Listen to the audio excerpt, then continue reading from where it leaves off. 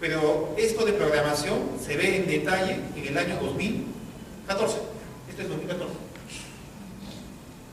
Y los montos de gastos, ingresos, clasificaciones y todo lo demás para el 2015 y 2016 son referenciales, a cargo de que se actualicen constantemente. Entonces, para fines prácticos, en realidad es algo muy simbólico. Por eso digo, cada 2 años recién va a ser así, ¿no? Ahora es simbólico y eso significa eso.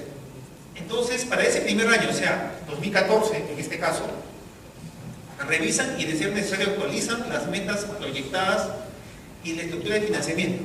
La programación, muchachos, es un ejercicio de las entidades, en particular de los pliegos. Por eso que ahora comienza a ser importante la definición de pliego, ejecutora y todo lo demás. Este es un ejercicio de los pliegos. Ciertamente que las entidades, incluyendo las estructuras, lo van a hacer, pero quien tiene que, para presupuesto público, presentar toda esta información son los pliegos. El pliego se va a reunir, va a formar su comisión, una comisión, va a evaluar todo lo que pasó el año anterior y va a proponer más o menos su propuesta de presupuesto en ingresos y gastos. Propone, ¿no? Lo trabaja. Teniendo en cuenta algunas prioridades, que el mismo MEF te dice cuáles deben ser.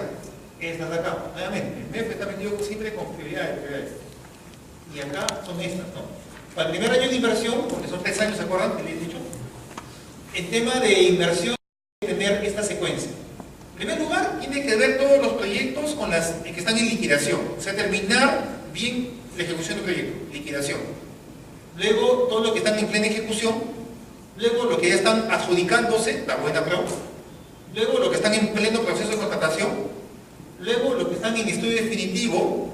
Y al final, ¿qué te dejan? Elaboración de nuevos estudios, ¿no? Perdón, ni siquiera eso. En el primer año, elaboración de los estudios definitivos. O sea, ni siquiera te da el margen para que tú formules nuevos proyectos. Entonces, si no se entiende muy bien esto, uno puede decir, sí, pero a ver, SNI me enseña ese proyecto, si yo tengo mi diploma de formular proyectos, yo quiero formular proyectos.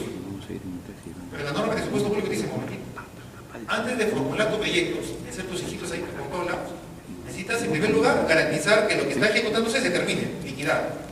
Lo que está en proceso se termine, ¿no? Y al final recién tu inspiración, ¿no? Nuevo proyecto. Porque como te digo, como país, de verdad, no nos conviene mucho esta realidad que está pasando, de tener 20.000 proyectos viables cada año. Ejemplo, solamente en Colombia no llegan ni a 5.000. En Chile ni que se diga, ¿no? Pero acá 20.000 proyectos es demasiado, mucho, atomizamos demasiado. Y a veces pasas, no sé, bueno, no sé si pasa aquí también, pero alrededor sí pasa, que llega una nueva administración y los proyectos que están en plena ejecución, ¿sabes qué? Ese no es proyecto, ese comenzó cuando me al alcalde, yo quiero mis nuevos proyectos, nuevos proyectos, ¿no? Para evitar eso, la norma te dice, no, acá no importa si esto gestión o no gestión, o sea, el alcalde se tiene que alinear simplemente. Por supuesto que es más fácil decirlo que hacerlo, ¿no? Nuestro país es una especie de feudo de feudos. Esto es lo correcto, muchachos. Y si aquí estamos en esta clase es para ser prescriptivos, decir lo que se debe hacer. Pero también no somos inocentes, sabemos que de forma fáctica viene un alcalde y sobre la ley, vuela la ley y hace sus nuevos proyectos. Pero eso es ilegal. Un alcalde no puede hacer lo que usualmente hace. Un alcalde, su misión en tema de proyectos, tiene que respetar todo lo que está ejecutándose. Si no lo hace, es ilegal. Es ilegal. La ley lo dice. Vean ustedes, concretamente. Y siempre lo he dicho. Entonces, bueno, pues, como digo, más fácil es decirlo que hacerlo, ¿no? ¿Cómo le digo a un alcalde? ¿Sabes qué, señor alcalde? Disculpe, pero usted está fuera de la ley. Un alcalde que deja estancado un proyecto, una liquidación, está fuera de la ley. La norma clarísimamente te dice. A partir del segundo año, recién te puedes dar el lujo de formular proyectos, ¿no? Primer año, termina lo que tienes. Bueno, pues, entonces la programación es un ejercicio de cada pliego, en particular de cada municipalidad. Una municipalidad es un pliego. O de cada gobierno regional. Un gobierno regional es un pliego también, ¿no? O de cada ministerio, porque aquí no he venido desde Lima para llamar la atención a los gobiernos nacionales. En realidad, en Lima es donde más desorden hay, en realidad. Pero luego del ejercicio del pliego, aquí parece como una especie de... Luego, inmediatamente nomás, el web le da a saber que la mala noticia. Está bien tu ejercicio, está bien bonito, está bien bacán, pero ¿sabes qué? La plata solamente es esta. Y yo te digo, te pongo los techos, los límites. Entonces la formulación es justamente adecuar ese ejercicio anterior, esto acá, esa ley bien bonito, incluso hasta respetando la ley, ¿no? Hasta ponen esto. Por estos libros ni siquiera se les ocurre colocar. Acá. La formulación ya interviene ya el MEF, el ente rector, presupuesto público.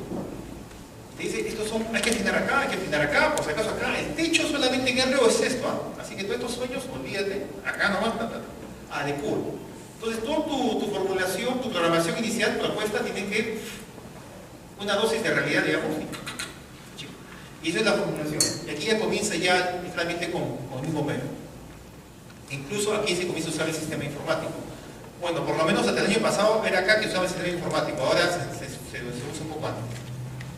La fase del proceso presupuestario en la cual las entidades públicas ajustan, qué bonito, esa es la realidad, ajustan.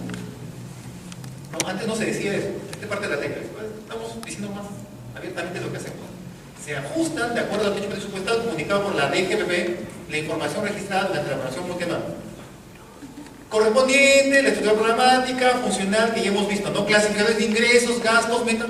Eso último, mira, ahora que ya conoces cómo se ve el presupuesto público, esa frase última no te asusta, porque simplemente es tu propuesta.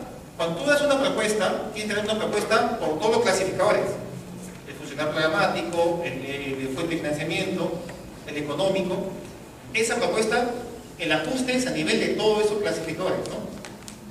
Programático, funcional, ingresos, gastos y financiamiento. Se ajusta. Es más, esta formulación, ¿sabes cómo termina? Termina con una reunión entre pliego y presupuesto público. Porque después de estar con dimes y diretes que yo te digo, van a Lima en una fecha determinada que aparece en la directiva de formulación. Dicen, esta fecha, 15 de mayo, nos reunimos tú y yo a finiquitar los detalles. Y se reúnen, ¿no? La comisión, o por lo menos el representante de la comisión del presupuesto del pliego, o el sectorista del presupuesto público, los dos definen ahí. Face to face, ¿no? Para acá. Y a veces intervenimos también como DGPI para que algunos proyectos darle fuerza, ¿no? Y de ahí sale. Y de esa propuesta ya es la propuesta que se consolida más o menos en agosto, y a fines de agosto esa propuesta se lo llevamos a Congreso. Pero antes del Congreso tiene que ser hecho suyo por el Ministro de Economía, se presenta al Consejo de Ministros, se aprueba ahí, y ahí el presidente lo manda al Congreso. Eso ya está en la Constitución, ¿no? El presidente del Ejecutivo es que se lo manda al Congreso. Pero el presidente no le va a mandar nada al Congreso si es que no se aprueba en Consejo de Ministros. Ya. Y ahí viene la aprobación. Eso que te acabo de explicar, lo explico rápidamente. Tercera fase, ¿no? Después de la discusión entre el pliego y el MEF, se ponen de acuerdo. En agosto más o menos se va al Congreso. Pero antes pasa esto. 5 pasos. El MEF y la DGPP, o sea, la DGPP prepara el anteproyecto de ley en agosto justamente. El Consejo de Ministros remite el proyecto de ley al Congreso. El Congreso debate, aprueba. Esto es septiembre, octubre, noviembre. Y en noviembre, a mediados más o menos, ojalá, las entidades aprueban una vez que el Congreso lo aprueba, que es más o menos en noviembre, esto pasa al MEF nuevamente, donde se afinan algunas pequeñas cosas. Y ese es un momento interesante, porque en ese momento, se los digo a ustedes, es donde el MEF aprovechamos para meter algunos articulitos que te ayuden a flexibilizar algunas cosas. Bueno, el Congreso, dicho sea de paso, ya viene ya con un montón de artículos. ¿Sabes cuántos artículos tiene la ley anual de presupuesto público? ¿Te imaginas? Lanza un número nomás, para divertirnos. ¿Cuánto crees? ¿10, 15? 25, sí, más o menos, 27. ¿Pero por qué tiene más o menos como 180 páginas? Que son 27 artículos. ¿Por qué? Porque tiene más de 100 disposiciones complementarias. Y muchas de ellas son metidas, introducidas ¿dónde? En el Congreso. El Congreso te mete un montón, declara ese importante proyecto tanto. Hay que hacer una modificación en la genérica de gasto tanto, cualquier cosa te meten ahí. Eso es Ya, termina el año no termina si es que no se aprueba el primer presupuesto institucional de apertura, es PIA, ahí surge el PIA. Y comienza el año con ese PIA. Pero el PIA se modifica porque hay modificaciones, porque hay saldos de balance que se incorporan, porque hay transferencias, donaciones, etc, etc, etc. Y el PIA, esa foto inicial, se va modificando y surge el PIN. Y el quinto paso es la DGPP emite a los pliegos el reporte oficial con el presupuesto desagregado por ingresos y egresos, por muchos clasificadores, ¿no?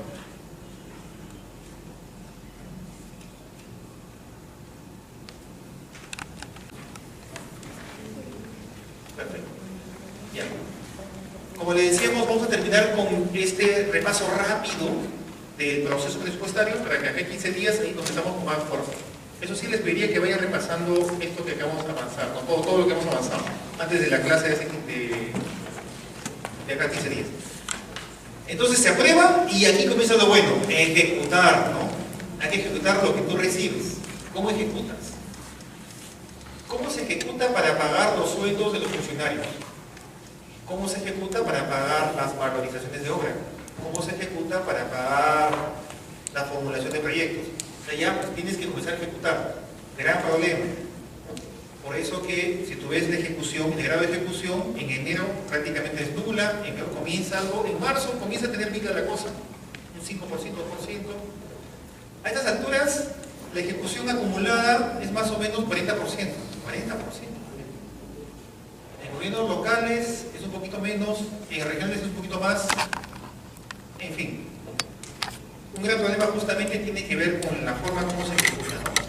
Y lo que tienes que hacer inicialmente es ir certificando ese marco que te han aprobado. El marco, cuando se habla de marco, esa es la jerga, todo el mundo habla de marco, en el mes para de marco, por ninguna parte de la norma, en ninguna parte dice, nadie te explica que el marco es tu PIN.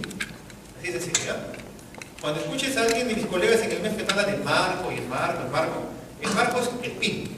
Todo el proceso, ese es el marco. O el PIA, en todo caso, cuando no hay PIN, ¿no? El PIA. El marco presupuestal, el marco es el PIN o el PIA. Pero ese marco es presupuesto. ¿Qué significa eso? Que es presupuesto, que no es una proyección, no es algo real completamente. Así que lo que se hace real, eso se hace real recién en el año. Por ejemplo, tu presupuesto, si tienes canon, si tienes la suerte de tener canon, aparece en tu canon, porque es una proyección, es un presupuesto. Pero ahí que se concrete el canon, eso va a pasar todavía hasta que tú recibas los impuestos a la renta de estas empresas mineras, y eso es en julio. Entonces posiblemente tu canon, que tú proyectó bastante, baja, ¿no? Y eso es lo que ha pasado justamente porque la gente reclama, porque proyectó su canon histórico que siempre recibían, llegó julio, la mala noticia, el efecto Santos, bajó a la mitad. Y por supuesto, ¿pero quién es culpable? No, es MEF, ¿no? MEF, claro. El MEF es culpable. Es más, yo salí de viaje y estaba haciendo una CGTP queriendo que Castilla lo vote, que no. De verdad hay gente ya que habla por hablar, ¿no? Hay muchas cosas que nos falta mejorar como MEF, definitivamente. Muchas cosas. Pero también hay que ser más inteligente en el momento de criticar, no criticar con más, no cualquier cosa.